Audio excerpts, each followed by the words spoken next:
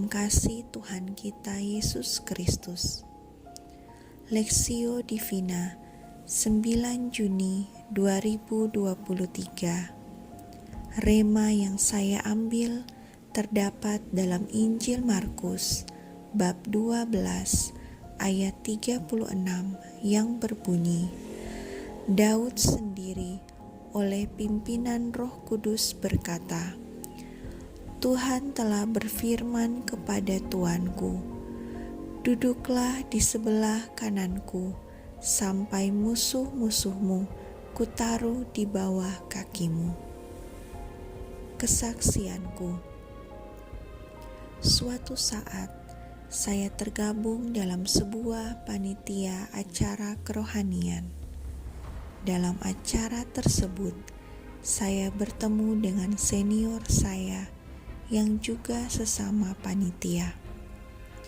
Singkat cerita, senior saya ini membisikkan sesuatu yang membuat hati saya sedih. Saya merasa ditolak di acara tersebut. Tapi dalam hati saya, yang saya inginkan adalah melayani Tuhan. Jadi di hari pertama acara tersebut, saya sudah ada rasa sedih di dalam hati, tapi saya berusaha untuk kuat. Di hari kedua adalah hari penutupan yang agendanya akan ada misa. Tepat di saat sebelum misa dimulai, senior saya kembali membisikkan sesuatu yang benar-benar menghancurkan hati saya. Di saat itu juga, hati saya dipenuhi dengan kesedihan, kekhawatiran, dan ketakutan. Maka sepanjang misa berlangsung, saya hanya bisa menangis sambil menggenggam rosario. Selesai misa pun, hati saya tetap diliputi dengan kesedihan yang mendalam. Saya merasa tidak tenang sama sekali. Saya merasa mau lari saja, tanpa pamitan kepada panitia yang lain. Tapi di dalam hati saya, seperti ada yang berkata, undang Roh Kudus, undang Roh Kudus.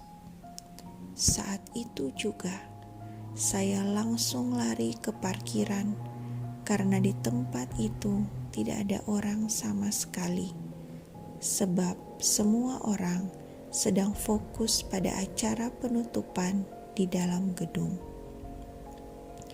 Di parkiran tersebut, saya mulai menyanyikan lagu Roh Kudus tanpa henti, berulang-ulang untuk waktu yang lama, sampai saya sendiri berkeringat dan capek.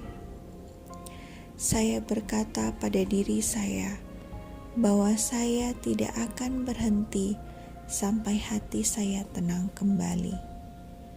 Dan puji Tuhan, hati dan keadaan saya mulai menjadi tenang. Saya mulai bisa mengontrol pikiran saya. Dan ketika hati saya sudah tenang, saya masuk ke tempat acara. Dalam kontemplasio, Allah berkata, anakku, ketika kau merasa tidak tenang, takut dan khawatir, undanglah Roh Kudus.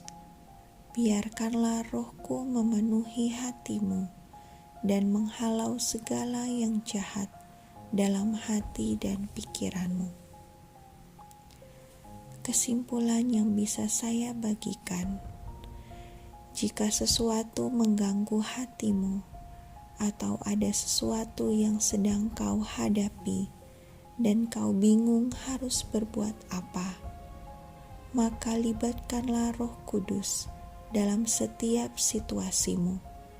Biarkan Roh Kudus yang menuntunmu untuk melakukan sesuatu. Jangan pakai kekuatan atau pengertian kita sendiri, sebab percayalah, tuntunan Roh Kudus selalu membawamu ke jalan kebenaran.